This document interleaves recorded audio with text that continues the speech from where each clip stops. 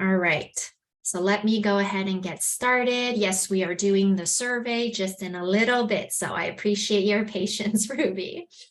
Okay, so what we are going to learn in this 4-part series, and I just want to preface by saying that the information does build cumulatively, and that's why we highly suggest that you attend all 4 classes. It's going to be very interesting. Today's class, I'm going to build a foundation and talk about the aspects of Western herbalism. We're going to go over 4 key body systems that I think are really important for overall health and well-being. And then herbs and common remedies used to support health and well-being. And if you've taken a class with me before, you know that I like to make my herbal remedies very simple and straightforward, that any kitchen or budding herbalist can easily create on their own. So we're going to go over how to make these remedies. We're not going to make a remedy today because I am going over the foundation and the fundamentals. But in the next 3 classes, as part of this 4-part series, we will be. And then where do you get these herbs and supplies? So I'm going to be sharing a lot of my favorite herbs with you, but where do you actually get them? So I'm going to likely in the 2nd class review that. So thank you for sharing what you are interested in most, how what the benefits of herbs look like, how natural lifestyles can help our lives. Beautiful. I'm going to cover all of this. I'm so excited. That means we are on the same page. How to use herbs for healing the body and wellness. Yes. Thank you, Vivian. Looking forward to learning with Patty, keeping the herbs front and center in my life, incorporating new healthy habits. Okay, so really supporting your overall health, right? You're moving away from maybe pharmaceuticals, which I have nothing against, and you want to perhaps dive a little bit deeper into learning how these herbs, right? These herbs that we even have in our kitchen for culinary purposes can really be used in a different way to support our total health and vitality. So my goal is to get you really excited about herbs today in the same way I got excited about herbs really since I was a kid, but diving into clinical herbalism about 6 years ago. Okay, so we're going to cover 4 key body systems, and they are so interconnected. We're going to talk about immune health today, and I would say that the basis of immune health is primarily digestive health, nervous system health, and cardiovascular health. And by the end of this series, you will learn why. There are other systems, like women's reproductive system that can lead to improved immune health. But for the purposes of this series, I'm going to focus on these 4 key systems. So what you'll learn today are the fundamentals of herbalism, why we want to really get to understand and know energetics. And if you're not familiar with that term energetics, no worries, I'm going to go over it in the class today. But it is so key and fundamental, not just with herbalism, but the way we live and how to keep ourselves healthy, not just we're coming upon the summer season, but all year round. I'm going to go over immune system health, herbal support, and then we're going to do wrap up and Q&A. So I am going to try to monitor the chat box, but because I have so much information I want to get through today to help you build a solid foundation of knowledge, please save your burning questions till the end, or if you really need to type it in, go ahead and type it in. I'll try to get to it, but I can't promise. So hello, everyone. My name is Patty. I am a certified clinical herbalist. So I have done a number of years of training in herbalism and studying how herbs can be used to support one's health, happiness, and well-being, and to also support recovery from illness or injury. I recently got certified as a trauma recovery coach, and there is a fascinating link between the use of herbs in supporting trauma recovery. I also am a Reiki energy healer and a skincare formulator. And my goal, what I find as my passion in life, what I'm here to do to serve, is to help women get to know, love, and reclaim their authentic selves. I, in addition to teaching classes, run a holistic skincare business. So I make a lot of plant-based skincare products, a whole line, in fact, and I supplement those skincare products with Guasa Gemstone Beauty Tool. So this is a holistic skincare line, meaning that the plant remedies are helping you improve your skin on the external side, the outside, but the techniques and the way we apply these, it really helps us to cultivate inner beauty, right? So that's really what the emphasis around holistic skincare is, cultivating inner and outer beauty. And then the classes I teach really fall under the services I provide, which is trauma-informed holistic wellness. So I do offer one-on-one coaching, helping women, look and feel their best. I also offer Reiki healing sessions. So if you want to learn more, please check out my details below. Okay, I'm not going to go over all of this, but a little bit about my journey, just to give you a little background and understanding of where I come from. I have a pretty extensive background in biomedical research, so having done cancer research, and then also in grad school, looking at the link between how our nutrition and lifestyle choices lead to the development of chronic illness, specifically cardiovascular disease, type 2 diabetes, and some types of cancer. I worked at Kaiser Permanente in Oakland for a number of years and healthcare innovation before I switched over to clinical herbalism. It just really felt more aligned with my path and my calling. And I trained for 3 years, working in a clinical setting, helping clients get better health outcomes, better mood, better sleep, better digestion, hormonal balance, all the things.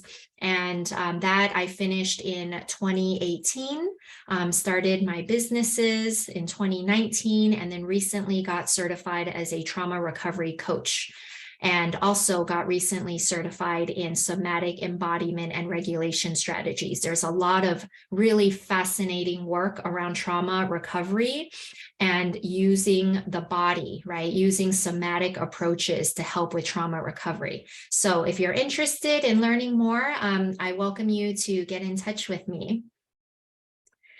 All right, so just a little disclaimer.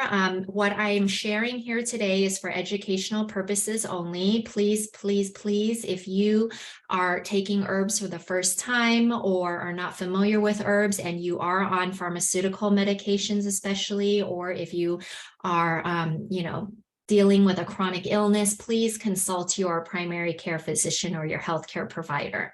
This is very important, especially if you are on prescription drugs, pregnant, or breastfeeding. Okay, and now we do the survey. How do I do that? Let me see. Okay, okay, click on the polls and quizzes icon. Where is that? Let me stop my share real quick. Okay, polls, and here we go. Okay, so ladies, this survey is going to just take 1 minute of your time. I believe most of you, if you've attended other banyan tree classes, have taken this survey, but it's really important to gather this data from you, very simple, straightforward data, so that we can continue to get grants and funding from sponsors and donors. So I'm going to launch. It's 5 questions, and I'm going to just monitor the time. So if you can just take a minute to answer these 5 simple questions, and I'm hoping we get to 100% completion.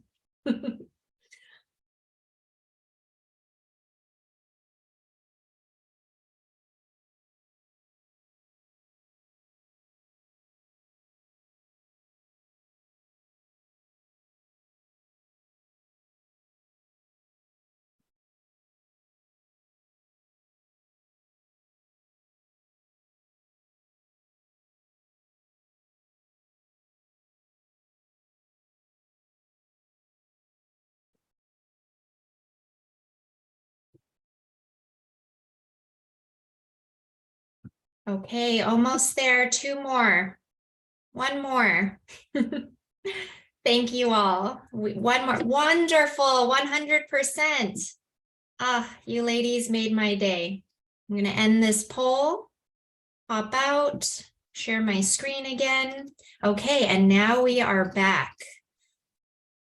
Okay, everyone can see my screen okay? Thumbs up. Awesome. All right, Yes. fundamentals of herbalism.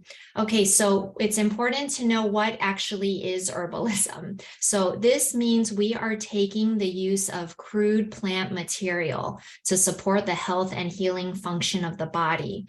So a lot of pharmaceutical drugs, metformin, which is French lilac, it is based on plants, right? But it has been manipulated into a form where it's no longer crude plant material. So herbalism is really taking the plant material and using different solutions or ingredients like alcohol or glycerin to extract the properties, right, as opposed to turning it into a pill, for example. So traditional herbal practices that I really follow closely include Ayurveda, which is India's oldest traditional system of medicine, traditional Chinese medicine. So both Ayurveda and traditional Chinese medicine have been used for millennia to restore balance to the body and overall state of mind. And then relatively new is Western herbalism, also known as herbalism of Europe and the Americas, or herbalism of the eclectics. So we really emphasize the use and the study of native herbs and plants for health and wellness, which many of the herbs that I will be covering in today's class and also the series are natively grown or natively cultivated. So I am just fascinated with herbs because there are so many ways we can integrate herbalism into our lives. And it really helps, once we understand how to do this, it really helps us foster a deeper connection to people, to our land, to our culture, and our ancestry. Because no matter where you're from, I am certain your ancestors in your lineage have used herbs in one way or the other. Raise your hand or put in the chat box if you know for a fact that your ancestors have worked with medicine or herbs to support your health and well-being. Beautiful. Yes, great. So how can we use herbalism as an integral part of a holistic lifestyle?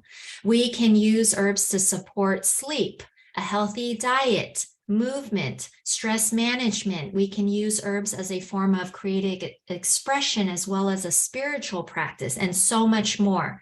So I want you to start thinking about how herbs can be used in your day-to-day, not just if you're making, pasta and you're using Italian herbs, but how can you use herbs to help you get better sleep at night? And it can be used in a variety of ways, as a spray, to ingest, aromatherapy, so many different modalities. So the purpose of this class today is an introduction to the fundamentals of herbalism, just to get you really excited about the possibilities that are out there.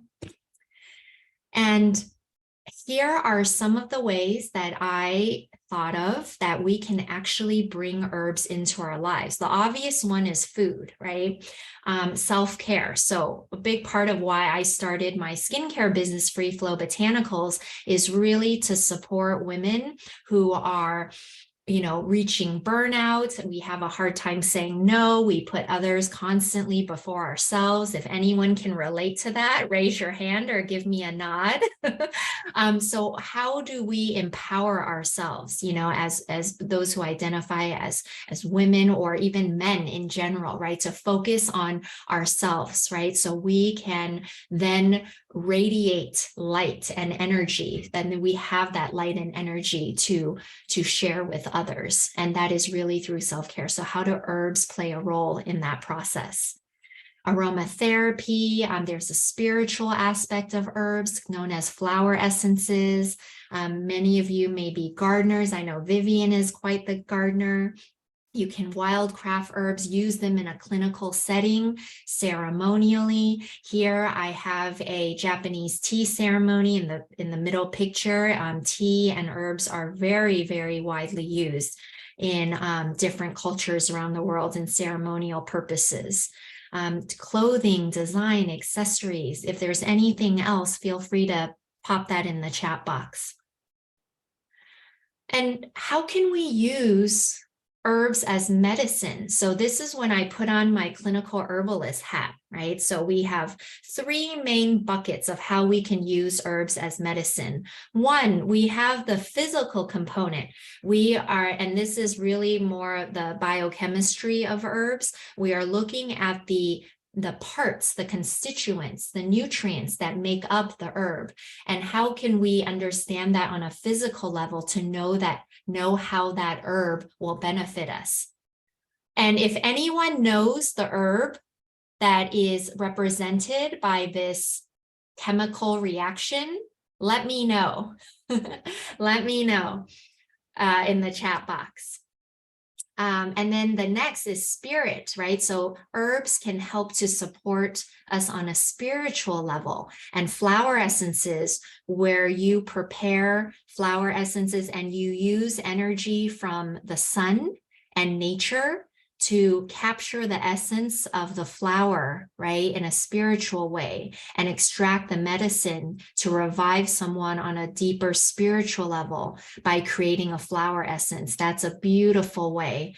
Oftentimes we are dealing with grief or loss, anxiety, interpersonal relationships, and this is where flower essences play a really big role in helping to serve as medicine. And then one of my favorites is metaphorically, right? So we have different foods, right, which can be considered herbs in their own right because of their nutritional properties, and how can they support different parts of our bodies. And it's quite fascinating to see, for example, walnuts, right? The shape of walnuts, high in fatty acids, really good for brain health, right? And you look at the shape and it's just quite remarkable. Same with grapes, excellent for the ventricles or the areas of our lungs. So really supportive. And Vivian guessed garlic, and you are absolutely right, Vivian. So on the left, when you cut up garlic, it allows the chemical constituent allicin to be converted into allicin. So when you are chopping up garlic and preparing it for a meal, the allicin is what is going to be the most medicinal and therapeutic part of the garlic. And that is based on this chemical reaction of oxidation. When the garlic is cut up, exposed to air, and then this chemical reaction happens. So it's pretty cool. Okay, so in herbalism, there are various types of preparations. We've got external, and this is definitely a non-exhaustive list, but you can use herbs as essential oils, as salves, as poultices. Poultice meaning you're taking a dried herbal powder and you're putting a cloth over it to give concentrated, targeted healing. Oftentimes sprains or bruises around your body, a poultice and as well as a compress or soak can be very helpful. And then we've got internal. You can take herbs in the form of a capsule, so you're powderizing the herb. You can take it in the form of a glycerite. So this is often really helpful for children, where you extract the medicinal properties of a herb in glycerin as opposed to alcohol, and you can get a really nice herbal remedy known as a glycerite. You can take herbs raw and whole. We probably take herbs raw and whole every day if you cook, right? If you cook with herbs, you're taking herbs raw and whole, in tea form as well as tincture. And then both, meaning you can make an infused oil and you can apply that on your body, same with a powder, or you can ingest an infused oil. So there are really lovely ways to prepare like an herbal vinegar or herbal salad dressing. You can give that salad dressing some really lovely flavor while also benefiting from the medicinal properties of that herb. And one I have in mind is rosemary. Okay, so let's jump into energetics. So energetics is based on the philosopher Aristotle, and he believed that all of the types of like the seasons and the climates that we have different energetics or elements, right? So he came up with hot, dry, wet, and cold. And this is based around the elements of air, fire, earth, and water. So I really want you, what I want you to take away from this slide is just everything has an element or a combination, whether it's hot, dry, wet, or cold. So just keep that in mind. So when we're looking at our environment, for example, this is really important, especially as it relates to our bodies, our health, and herbalism. We want to try to understand our environment. No matter where you, I think most of us are in California right now. So I would say our environment is probably closest to the top right? Not exactly, because I wish I would be swimming in a clear blue lagoon right now, but not quite happening for me. But if you see, there are very remarkable differences between these photos, right? One of them, you see dry, crunchy leaves. The other, you see a super desert, dry, probably arid landscape. And then you have a tropical rainforest. And then the bottom right is, I'm thinking, you know, maybe Portland or somewhere in the Pacific Northwest where it's cold and wet. So according to Aristotle and probably other philosophers, the energetics that make up our environment also exist within us. And it's really important to understand. And no matter where you reside or live in the world, take a look around you and try to get a sense of whether your environment is hot versus cold or wet versus dry. Okay? And just like the environment, people also have a set of energetics. Who here tends to run cold? Raise your hand or type it in the chat box. Or who here tends to run hot or warm, like your face is red, you sweat really easily, you need to wear a t-shirt, whereas who runs cold, likes to be bundled up in a sweater. So we each have an energetic blueprint, and that can be affected by also our lifestyle habits and what we eat. But in general, your baseline is you tend to run warm or cold, and you tend to run wet or dry. And wet, I will use interchangeably with traditional Chinese medicine as damp. So those medical practitioners refer to dampness as wetness, and that could be characterized by swelling or water retention in the body. Right? Are any of you prone to swelling in your body, like bloating, right, in the stomach or GI tract? Puffiness of the skin could be a sign of dampness. Anika says so much. So yeah, puffiness of the skin. So think the fluid is not draining properly. So your body's a little wet or damp. And then redness tends to usually be a sign of hot. Right, so you tend to run hot. Stiffness could also be cold, right? You're just, things are not moving, right? Things are not warm and moving and loosened, so you're stiff and maybe contracted. So that tends to be a sign and symptom of being cold.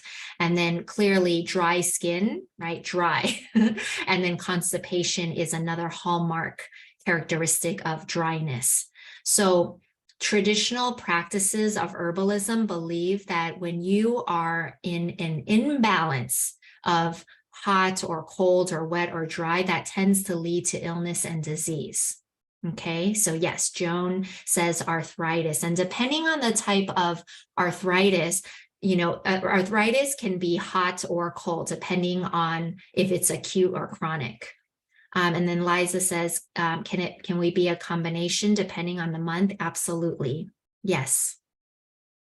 So what I'm referring to here is generally, so systemically, and there are different tissues in different areas of your body. So you could have, this is getting a little bit more advanced, but you could have a condition called false heat, where you're actually running cold, but the outer extremities indicate that you are running hot. So it could be that you have a very cold GI tract and you need more warmth, but your extremity is running hot. So it could be a combination of both, indeed.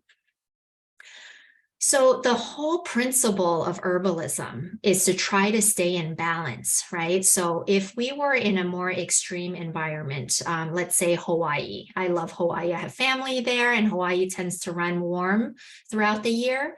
And if you run hot in general, and you're in Hawaii, you probably don't want to, and this is just a silly example, you probably don't want to bundle up, right?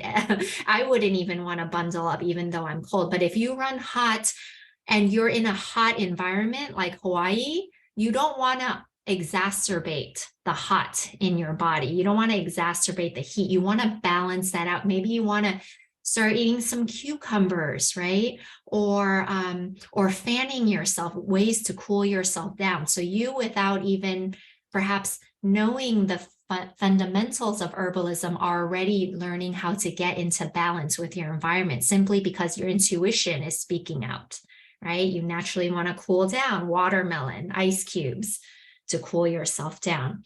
So the goal is to stay in a balance with our environment. Other than putting on a sweater or taking off a sweater or eating watermelon, what can we do? How can we stay in balance with our environment? This is where plants come in. This is the beautiful thing about plants, because plants have their own properties and energetics. And they can be warming, cooling, moistening, drying, or neutral, okay?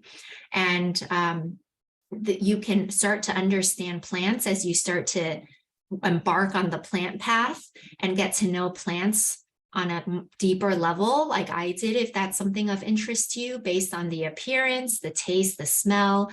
So something that comes to mind is a common one, aloe vera, right? So if you take an aloe vera plant, it's going to feel pretty cool in your hand, right? Especially the leaf juice, and aloe vera is a cooling plant. Versus if you take a piece of rosemary and you take the leaf of the rosemary and you're holding the leaf of the rosemary and a leaf of aloe vera, which one's going to feel plumper to you? Right? And which one's going to feel more moist? The aloe vera leaf, right? The rosemary leaf is likely going to feel dry and crunchy. So rosemary tends to be drying and warming.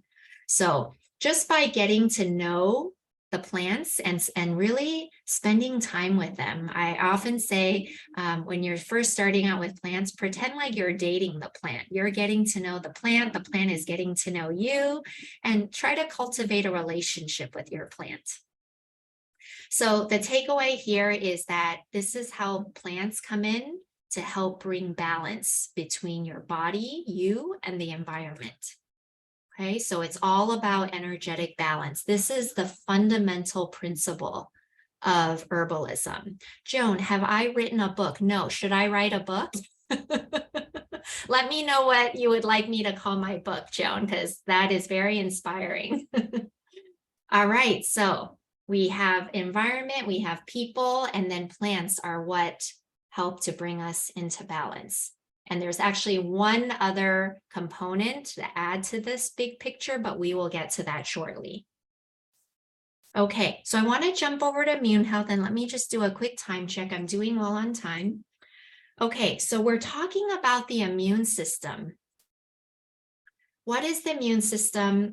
This is a very, very high level basic introduction to the immune system. The immune system is very complicated. I'm not going to have time to go over it in detail, but our immune system is considered the primary defense against pathogens and invaders that can cause imbalance, disease, and illness.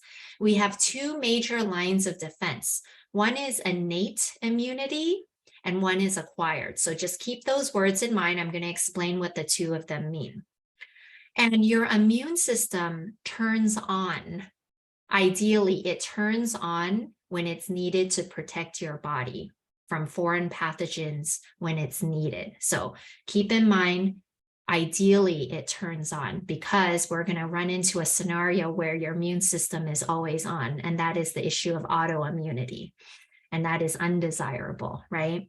And ideally, your immune system, when it's not needed, it enters idle mode. So it's just hanging out, relaxing, right? And then a foreign pathogen comes into the picture and then it turns on and it's about to fight off those invaders. When our immune system becomes compromised, when it's unable to maintain a balance between relaxing and staying on guard, this is where we run into issues, acute symptoms as well as chronic symptoms. Acute could be cold or flu. Infections could be acute or chronic. And acute, by acute, I mean short term, happening at the moment. And chronic is long term. So cancer tends to be long term. Allergies tends to be long term, especially if you have environmental or food allergies. And then autoimmunity is a big one. Anyone have issues with autoimmunity? Okay. Okay, yeah. All right, so let's talk about the layers of immunity. Okay, I see lupus. Okay, thank you for sharing. So I'm a big fan of analogies. It helps my brain. I have very atypical brain, so I like to think of analogies. And I want you to think of your health, your overall health and well-being as a castle. It's a fortress, okay? That is your health. And at the front line, you have an army of soldiers protecting the fortress. This frontline army consists of your nasal passages, so your nose, your lungs, and your skin. Your skin is actually quite a defensive layer. It protects you from so much. Imagine if your insides were exposed to the elements. We get sick pretty quickly. Same with our lungs, even though it's not front facing, but it's one of the first lines of defense, okay? So, oops. So then we've got our second layer of immunity. This is broken out into what I shared earlier, innate and acquired.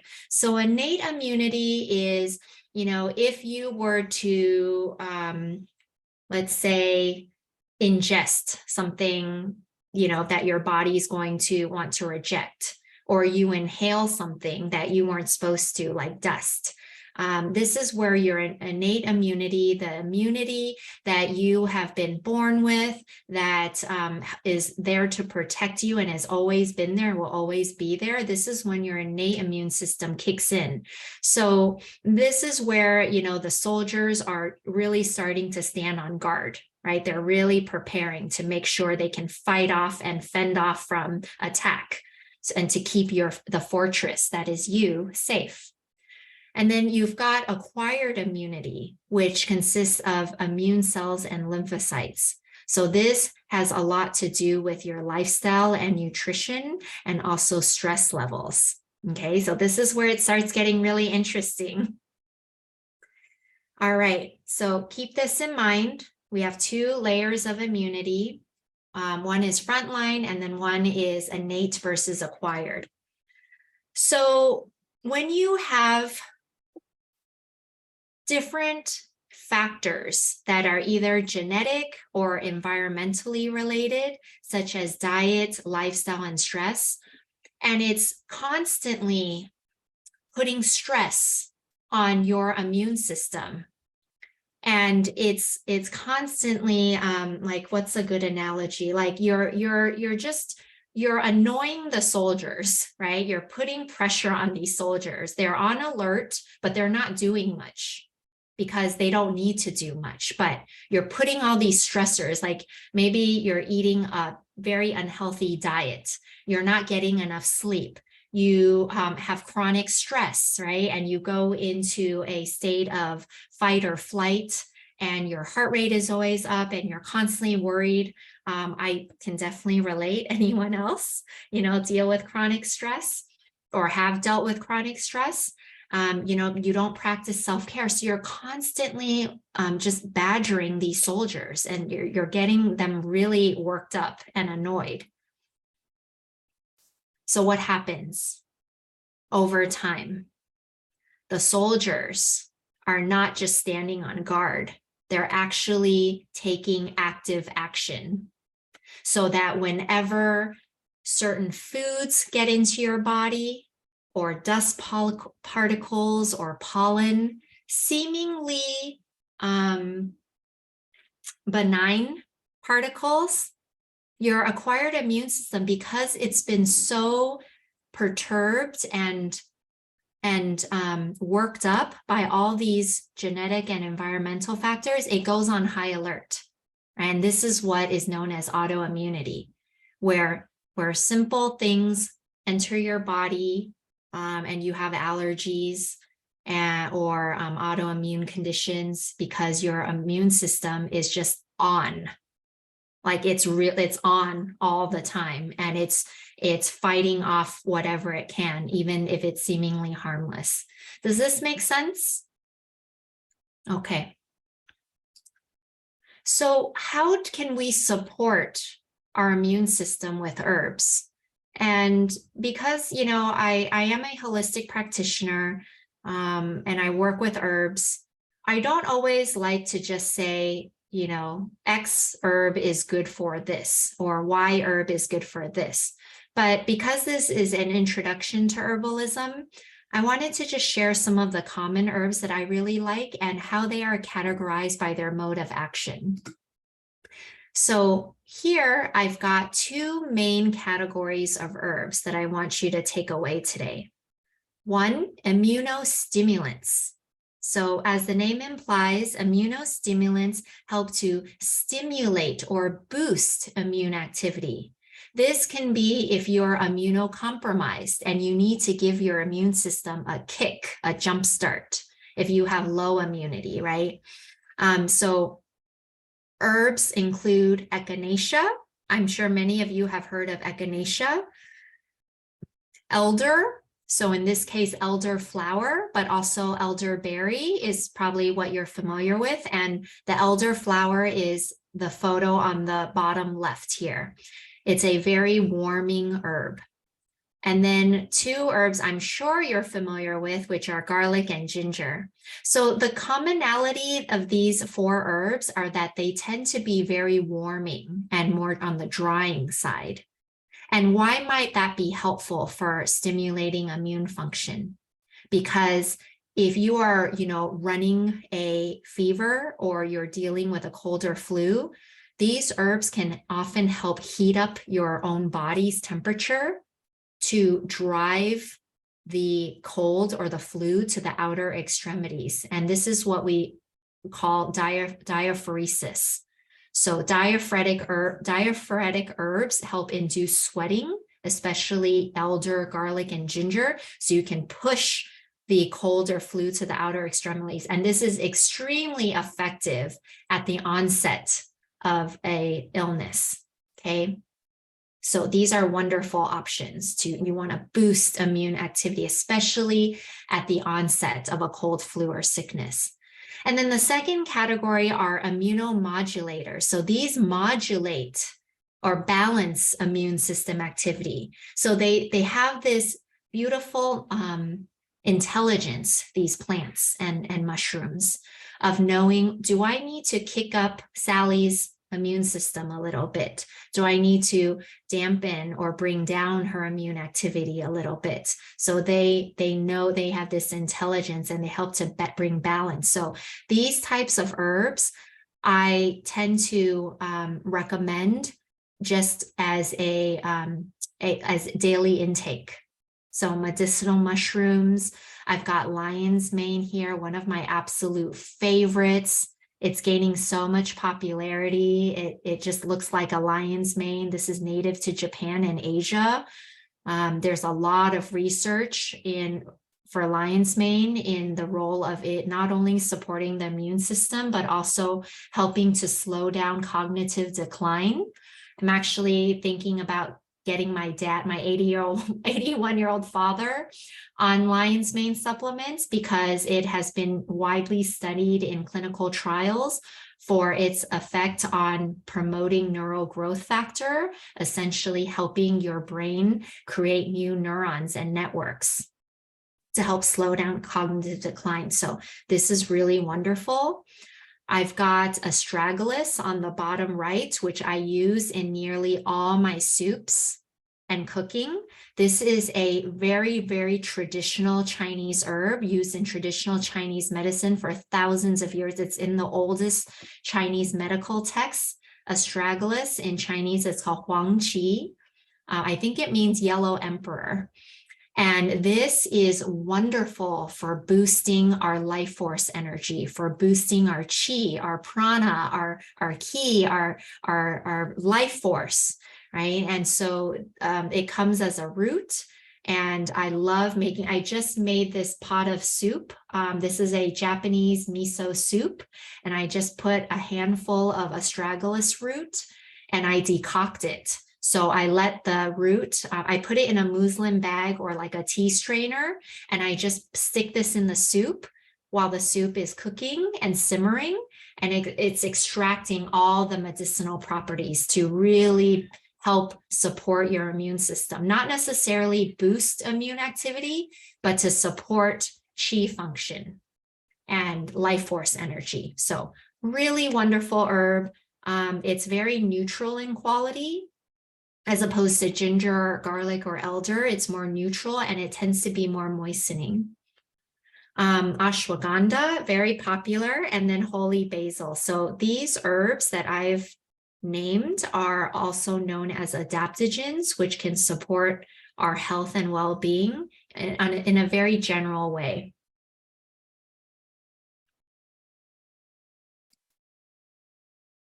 Okay, so to recap, we've got our environment, right? So whether you live in a temperate or hot or cold environment, or, you know, you want to also take into consideration the season that you're in. So obviously here in the Bay Area, seasons aren't so much a thing, right? Because in the summertime, it could be frigid, but in general, you look at your environment and then you get to know yourself. Do you tend to have more dampness in your system? Do you tend to run hot? Do you run very cold? In the winter time, do your appendages, like your toes and fingers, tend to get really cold? That could be a sign of poor circulation. And then there are herbs that help with improving peripheral circulation, especially ginger. And then there's herbs that help improve more core circulation, which is an example would be cinnamon. So there are different herbs that exert different effects on different areas of the body, and it's really helpful to know yourself first. So your goal is to understand your environment, understand you as a human being, and then you can take it upon yourself to start researching which plants are a good fit for you. Or you can work with someone like me, a clinical herbalist who has studied these plants extensively for years. And I like to joke around with my friends and folks and even clients and customers. I like to call myself a plant matchmaker because that's essentially what I'm doing. I'm understanding my client or who I'm working with. I have a knowledge of the environment and I have a deep knowledge of the plant. So I'm matching the plant to the person. And there are a lot of factors involved in helping to match the plants to people, to you.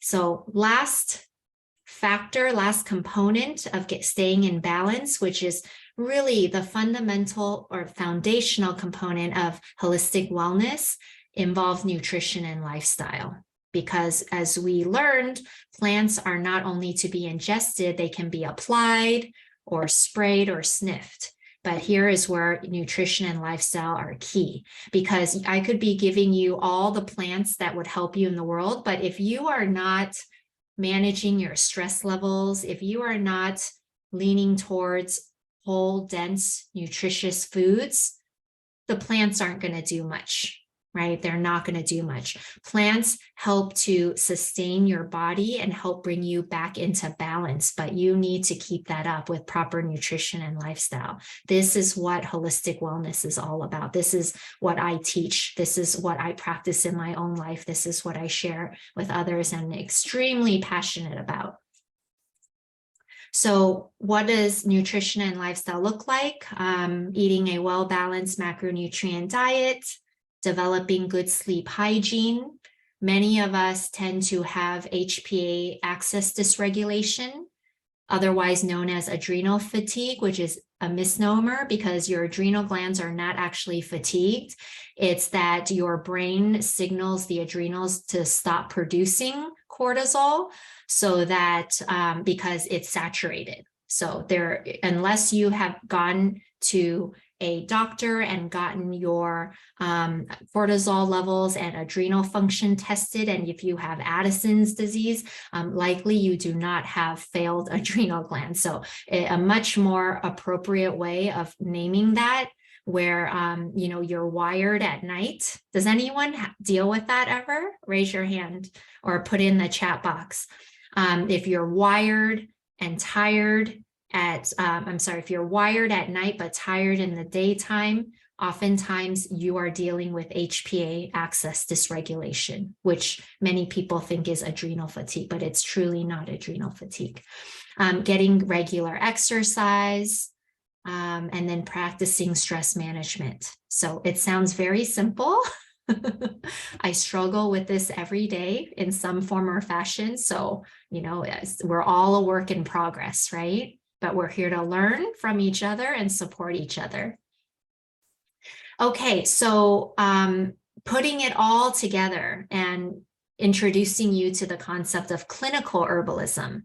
We have an understanding of our environment, the plants, not just how they behave and exert effects on our bodies, but understanding the botany, how they were used historically, what conditions are they best harvested under. There's a whole field of study, Rudolf Steiner on biodynamic farming, on how to use conditions of the moon, and he even goes into astroherbalism. It's really fascinating, but understanding their actions, medicinal uses, and then really getting to know people.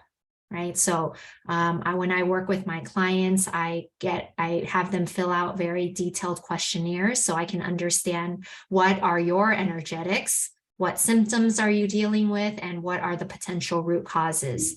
So when we take all of this into consideration, we then observe what's happening, we assess, we customize the type of herbal remedies that we give to create a formula, right? So this is all very personalized because everyone has a very unique blueprint. Herbs and plants have a unique blueprint. So how do you understand how these blueprints merge and match to each other in different ways? So we take formulation and customization into consideration. Proper dosing, because dosing for acute conditions is very different than dosing for chronic conditions. You know, if you're a heavy doser or a light doser, those are all things we keep in mind. And then how do we offer holistic support? So this is how herbalism is put into practice in a medicinal manner, in a clinical manner. Okay. All right, so that covers the class. So I just want to share additional offerings. This is a 4-part series, as I mentioned. How many of you have already signed up for all 4 classes? Okay, I hope I see everyone's hand here. So it's going to be next Monday and the following month. So basically all the Mondays of June, same time, 6:30 to 7:30 p.m. Pacific. Next week, we are going to go over the digestive system. So, and then part 3 is nervous system and part 4 is cardiovascular system. So it's going to be a lot of information, but hopefully I will be able to present it in a way that is interesting and digestible for you. That is my goal as an instructor, to make it fun and interesting and not just throw information at you, because that's not fun. Okay, so please mark your calendars. And if you haven't signed up, please make sure you attend all the classes. I think this also impacts how we get funding too, which is, I think, what Mel conveyed to me. All right, so additional resources. I've got a ton of blog posts on my website. I blog a lot. If you are curious about a lot of the information that I shared, if you want to learn recipes from me, I have a variety of herbal remedies and recipes that I post on my website. You can go check that out. If you're interested in skincare, if you have questions about your skin, if you're interested in how to use gua sha or traditional Chinese massage tools for getting a outer glow from the inside out, I have blog posts on those topics as well. You can connect with me on Instagram or Free Flow Botanicals. I Am Patty Liu is really around coaching and classes, and then Free Flow Botanicals is on skincare. And I also offer complimentary 20-minute wellness consultation. So if you have anything you'd like to cover with me personally or anything specific to your needs, I'm happy to chat. I love, serving and making recommendations and really helping you to get on the path to where you want to be. I don't believe that we need to suffer unnecessarily, and there's always support for you out there. So I do offer these consultations. And then just a reminder to check your inbox. I don't have key takeaways today, I believe, but next week I will share a PDF to my recipe. And then please make sure to register for upcoming Banyan Tree classes and events. And thank you so much for attending today. Please keep in touch, Instagram, my website, or you can email me. And before I let you go, let me see. Let me stop the share. And then I will stick around for questions, but I do want to pull up the link. Just bear with me. I do want to pull up the link to the donation because, as I mentioned earlier, we are a 501c3. We run completely off of donations. So whether they're donors or grants, even, folks like you who have $1 or $5 to spare, it all helps. And it allows us to continue offering these classes to you and the community for free. All right, this link is not working. Bear with me. Let me just make sure I typed it in correctly. Okay, that's why I have an extra period there. Okay, so I'm going to pop this in the chat box. If you are able to even donate a couple bucks, we so appreciate it. You can enter in a custom amount. You can donate $10, $5. It all goes back to you. It all goes back to the community, and it allows Banyan Tree to offer the instructors such as myself a fair living wage so that I can continue to offer these classes. Okay, we have a few minutes left. Does anyone have any questions about the class or any questions about the material I presented today?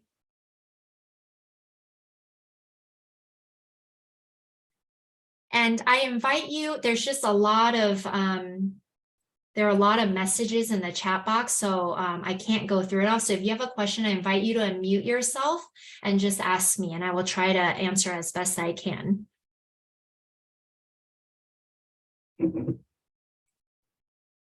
Hi, Patty. So my mom has a lot of pain because the liquid in between her joints dried up. Are there any herbs that can help with that? Yeah. So what you're referring to is the synovial fluid, and oftentimes, it dries up due to inflammation. There are a variety of herbs. I would look into herbs for the musculoskeletal system. specifically for inflammation and synovial fluid. So you can't gain back synovial fluid, to my knowledge. There might be injections that she can take at her doctor's office, but there are some herbs and natural remedies that are anti-inflammatory in property. True Solomon seal comes to mind, but it's very difficult for me to just start naming herbs because I don't like to practice that way without knowing more information about your mom and what her underlying conditions are or what her needs are. But I would invite you to do some research on herbs that support the musculoskeletal system, specifically the joints, and how to support drying up of synovial fluid. Okay, perfect. Thank you so much. You're welcome.